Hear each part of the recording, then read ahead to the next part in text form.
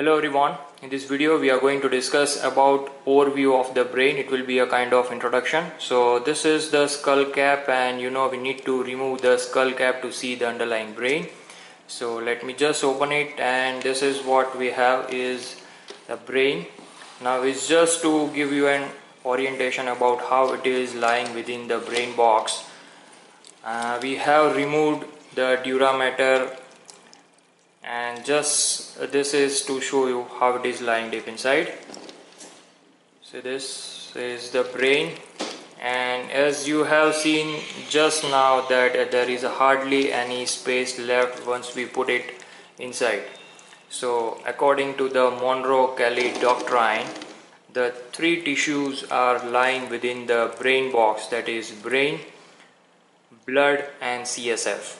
Now there is hardly any dead space for any of the three to expand. So any of one will expand, then obviously remaining two will have to compress, and the compressible thing is the brain.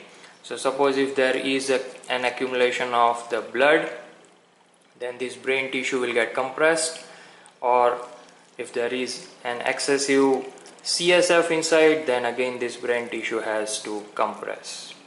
So that is Monroe-Kelly doctrine. Now as I told you, we have removed the dura, so what we see is a thin pia mater all around covering the brain. Say this is a pia mater, and some of the blood vessels, cerebral blood vessels, are visible from the surface. See this. Now let's just see some of the measurements of the brain. So it is bit heavier. So what is the weight? In an adult male, on an average it weighs 1400 to 1500 grams, and in an adult female, on an average it weighs 12 to 1300 grams. Now just imagine this much heavy brain we need to hold over our cervical spine, along with the skull, along with the soft tissue, along with the blood, along with the CSF. Now just imagine, let me show you cervical spine. This is the cervical spine. Okay, so smallest vertebra out of all are the cervical one, and they have to carry this much of weight.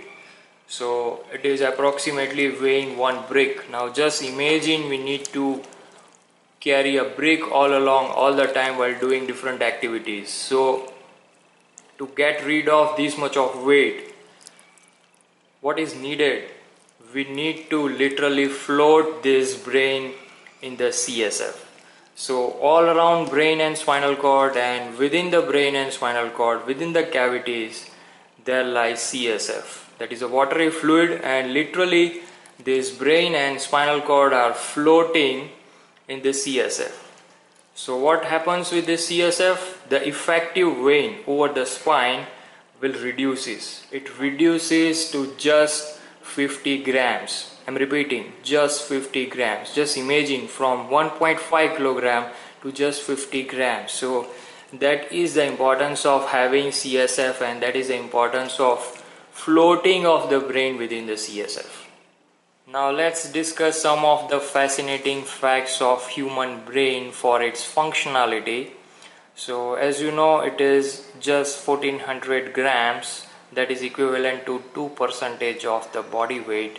But how much blood it needs, that is on an average 1/6 of the total cardiac output. That is 750 ml of blood per minute. That is 45 liters. I'm repeating, 45 liters of the blood per hour, and per day you can calculate. So just imagine the functional significance of the brain. Again, it needs 1/5 of the total oxygen requirement of the body. Okay, 20% of total oxygen needed from entire body is to the brain. Now let's overview parts of the brain.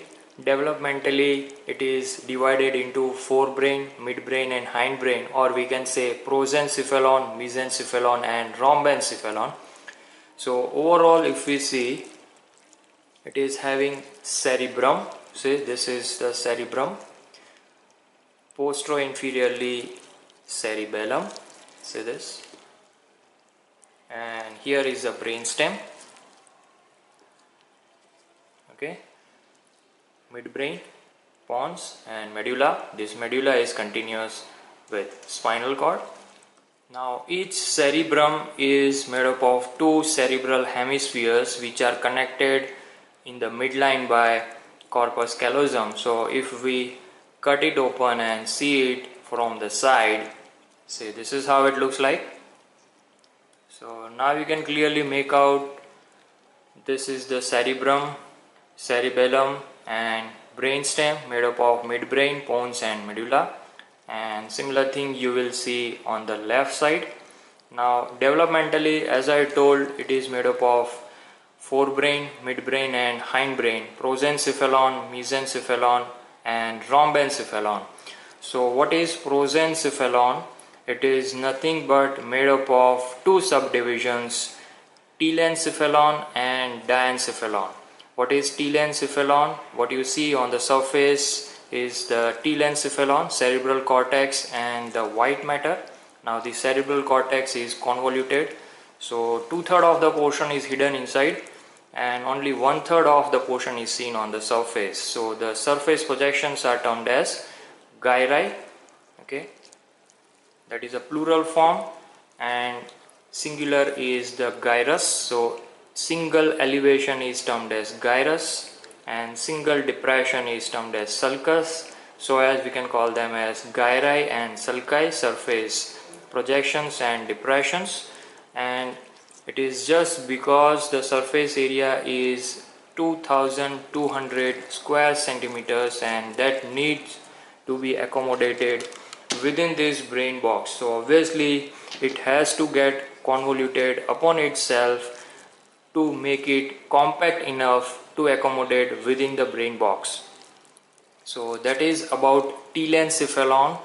This telencephalon, or the process of formation of cerebral cortex, is termed as telencephalization. This is highest in human brain.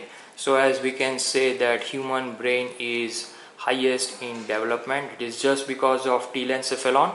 And deep inside the telencephalon we will get a cavity. That cavity is termed as ventricle.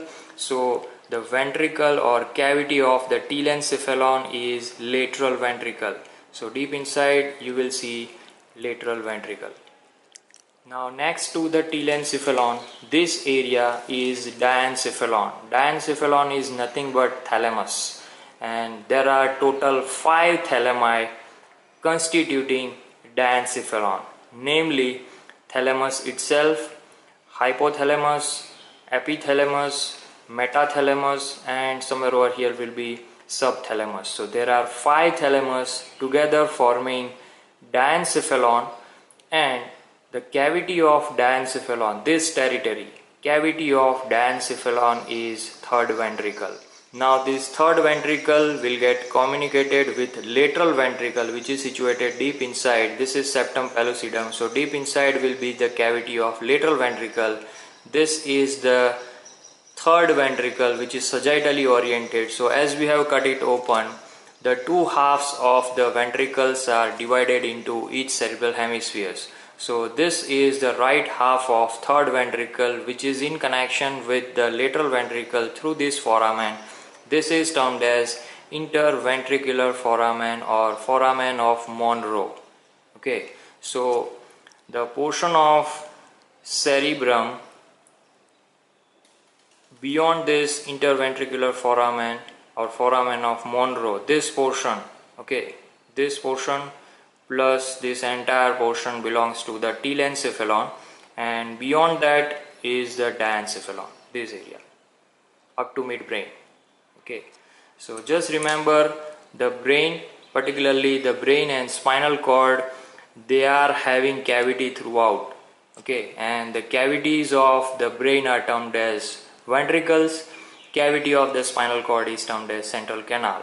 They are continuous with each other. So we will get some connections between these ventricles and central canal, and this cavity or the ventricles are in connection with the subarachnoid space, which is situated between arachnoid matter and pia mater over here all around, as we have discussed, and the CSF which is secreted into this ventricle will get shifted from these cavities to the subarachnoid space. There is a continuous circulation of CSF and will get absorbed somewhere over here in relation to the superior sagittal sinus. So we are discussing about the formation of CSF and a specific device made up of double folding of pia mater and capillary tufts forming a specific plexus that is termed as choroid plexus. Now a portion of choroid plexus is seen in this section, so I just wanted to show you how a choroid plexus looks like. As I told you, it is nothing but double folding of pia mater containing tufts of capillaries. See this. This is the choroid plexus, and it is not only seen in lateral ventricle but it is also found in third ventricle and fourth ventricle. See this. This is how it looks like. This is choroid plexus. Okay.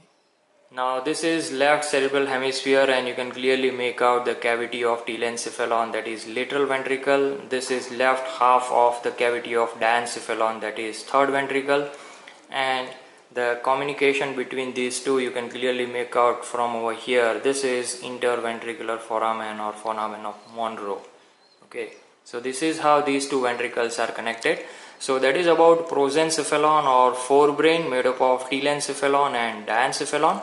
Next to it is the mesencephalon or midbrain. This is the least developed part of central nervous system and it remains rudimentary. So this is the midbrain. Okay, this is the territory of midbrain, and as we have discussed, all the portion of brains are having cavity inside.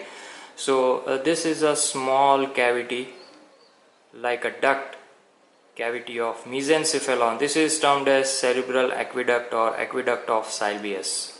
Okay, so above it is connected to the third ventricle and below it is connected to the cavity of hindbrain. So below the midbrain will be hindbrain. So obviously it connects forebrain above to the hindbrain below. So this is the cavity of midbrain or mesencephalon, that is cerebral aqueduct. Now next to the midbrain is the hindbrain. It is made up of three structures: pons, medulla and cerebellum. So hindbrain or rhombencephalon, it is subdivided into metencephalon and myelencephalon. The metencephalon develops into pons in front and cerebellum behind, and from myelencephalon medulla oblongata is developed.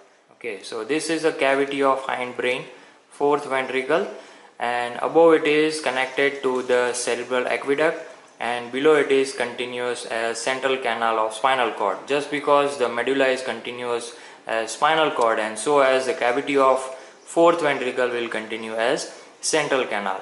Now again, as I told you, there are choroid plexuses all around secreting CSF. So the tuft of capillaries embedded within double layer of the pia mater or tela choroidea, they are found in relation to lateral ventricle, third ventricle and fourth ventricle. So all these three ventricles are having choroid plexuses which are secreting CSF, and there is a continuous CSF circulation. So within all the ventricles continuously CSF is secreted, and from the roof of this fourth ventricle somewhere over here we will get three foramina: foramen of Megendie in the midline and foramen of Luschka on either side. These three foramina will communicate ventricle with the subarachnoid space, and CSF from this ventricle will enter into subarachnoid space, will fill subarachnoid space around brain and spinal cord, and finally it gets absorbed somewhere over here. Here lies superior sagittal sinus. So along the lateral wall of superior sagittal sinus the CSF will get absorbed. So there is a continuous circulation of CSF. Now something about cerebellum or the small brain. So like two cerebral hemispheres connected in the midline by corpus callosum, similarly there are two cerebellar hemispheres, that is a portion of hindbrain, which are connected in midline by vermis. Now similar thing is seen over the cerebellum. So this is the cerebral cortex which is having convolutions the cerebellar cortex is also having similar kind of surface irregularity. So there are some surface projections and there are depressions. Here the surface projections and depressions are termed as sulci and gyri respectively. Similarly, the surface projections and depressions over the cerebellar cortex are termed as folia and fissures. Folia plural form or folium, and fissures or fissure. Like, to accommodate the large surface area of cerebral hemisphere, we need such surface irregularities and convolutions. Similar thing is applied to the cerebral cortex. So much of surface area has to be accommodated within the hindbrain below the tentorium cerebelli, and so as 15% of the surface area, 15, I am repeating, only 15% of the surface area is seen over the surface, and 85% of the surface area of cerebellar cortex is seen in the form of fissures. So it is hidden. What you see is just 15% of the surface area, and that is best seen in the section. Let me show you the section. See here the section. This is the cerebellar cortex, and you can see the fissures are reaching deep inside within the white matter. Okay, and you can see each fissure is having a portion of cerebellar cortex. So 85% of the surface area of cerebellar cortex is hidden inside, forming a branching tree appearance. This is termed as arbor vitae cerebelli. So this is how the cerebellar cortex is oriented. Now let's discuss some of the facts of cerebral cortex. Its weight is on an average 600 gram, that is approximately 40% of the entire brain weight. So it is very crucial thing, and it accommodates large number of cells. The cells are either neurons, particularly the cell bodies, and neuroglia. So on an average, entire cerebral cortex accommodates 10 to 15 billion neurons, and the neuroglia are 5 times to the number of neurons, that is approximately 50 billion neuroglia. Just imagine this many number of cells, neurons and neuroglia are accommodated within cerebral cortex. If we talk about the number of neurons in terms of weight, then out of 600 grams of weight of cerebral cortex, 180 gram belongs to the weight of neurons, and remaining 410 gram is the weight of neuroglia. Now throughout the cerebral cortex, within the neurons, within the cell bodies, all around, it can store the memory. Now memory is stored in the form of RNA molecules or small polypeptides, and just imagine the items it can store in this form or in the form of RNA molecules or polypeptide throughout the cerebral cortex is equivalent to 10 raised to 11 items. Okay, so that is the capacity of brain to store the information. Now let's discuss some more details about the cerebral cortex. So as you can see, these two cerebral hemispheres are connected in the midline. Okay, and if we discuss in terms of the external features, so it is having 3 surfaces. This is what we see from outside is the superolateral surface. What is hidden when we open it up is the medial surface. Okay, so let me tell you it again.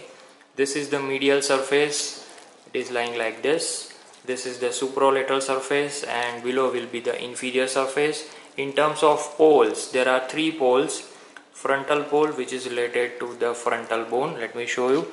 So if we put inside the skull, just see it is related to 3 bones, and accordingly there are 3 poles, and all these 3 poles are lying in 3 different cranial fossas: anterior, middle and posterior cranial fossa. So in anterior cranial fossa there lies frontal bone, so this is the frontal pole.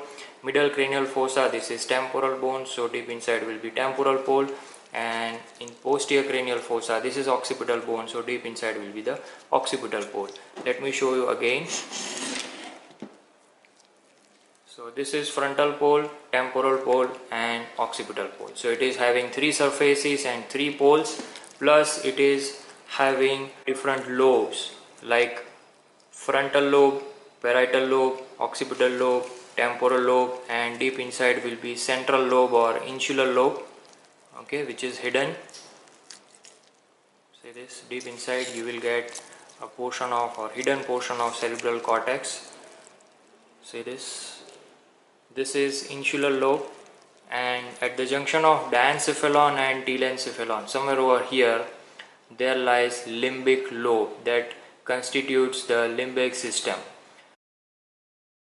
So this is something about the external features of cerebral hemisphere. You will learn it in detail in a particular demonstration of cerebral cortex.